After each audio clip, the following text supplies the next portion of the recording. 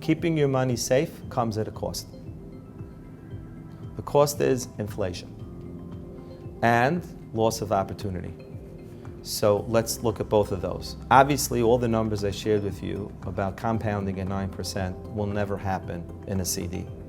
You have to expose your money to market risk in order to achieve 9% returns. It would be wonderful if savings accounts gave you 9%, but in a world where that's true, inflation's running at 18%, and we don't want that world. So that's the opportunity cost. You will never grow your money that way. But it's actually worse than that. There's an insidious thing called inflation, which people don't think about. You put $10,000 into an account, and you wake up 10 years later, and it's worth more than $10,000, right? It's safe, it's in a CD, right? And you feel good about that. And you hear about people perhaps losing money in the market, and you feel secure. The reality is that you do not have $10,000 anymore.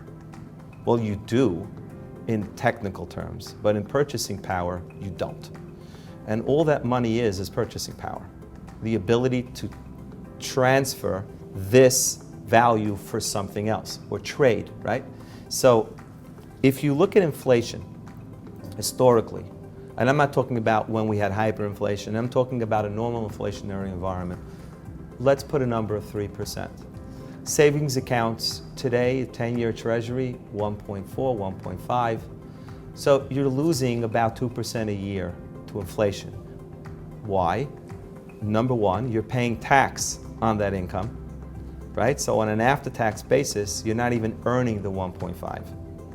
Depending on your tax bracket, you're probably earning about 1%. If inflation runs at 3%, you're losing 2%. So let me give you the numbers. You take $10,000 and you grow it by 1.5% a year over 10 years, okay?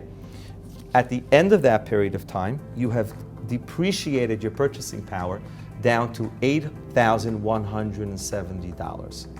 That's your purchasing power for the money that's in that account. That is the insidious enemy of saving and being safe. You are safe from volatility, but you are absolutely guaranteed loss of purchasing power. And I am allergic to anything that doesn't compound above inflation.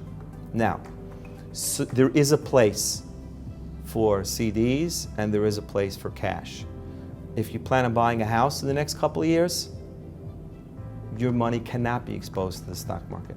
It has to be safe, and unfortunately that means you will have to lose purchasing power.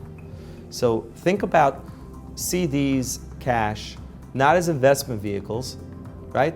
It's just a place to park money, but never confuse it with investments.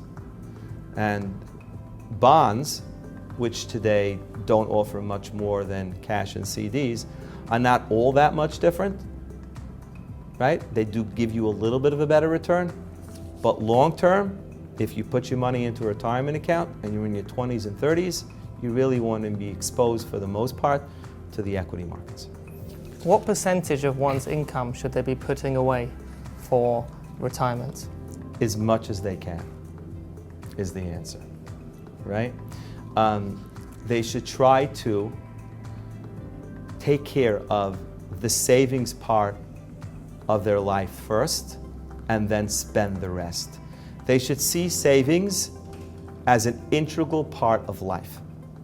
The question you asked before was, when should a person start? And the answer was, as soon as possible.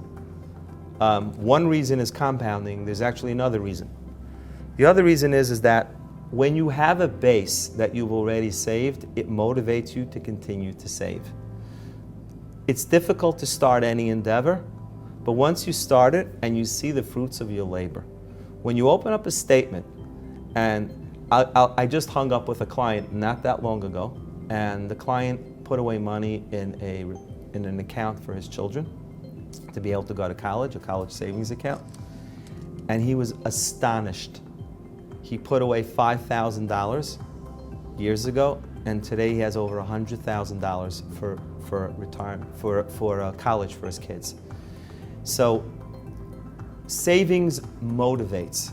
when you put away money and you see it growing, when you see that 5 turn into 10, it motivates you to put more in. It motivates you to keep going and keep going and keep going.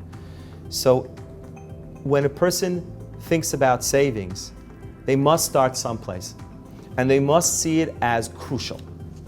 It's not, if I have money, I'll save. You know, we all know that when Pharaoh had his dream, right, and Joseph's brilliancy was, save during the 7 years, and you will have what to eat during the 7 years of hunger. And then Pharaoh said, how brilliant is that? Well, the Torah is giving us a message. We're going to be working for a number of years, and then we're not going to be working for a number of years. And God should give us a long, healthy retirement. If you don't start thinking about your retirement years, literally from the beginning, every single day, you must think that this is crucial. It's just as crucial as fixing your broken washing machine or paying your mortgage. Thinking about how you're going to live in retirement. So a person should push the envelope on what they put away. If they can push $2,000, $3,000, $4,000, even $6,000 into an IRA, and even if that means they have to tighten their belt somewhere else, one day they will really, really be happy they did so. If they can put as much away in that 401k as possible and get used to living on the remainder, they will have so much to retire on one day. And this is what people are not doing. They're not willing to experience the short-term pain of having less to live on to know that they're going to one day be okay.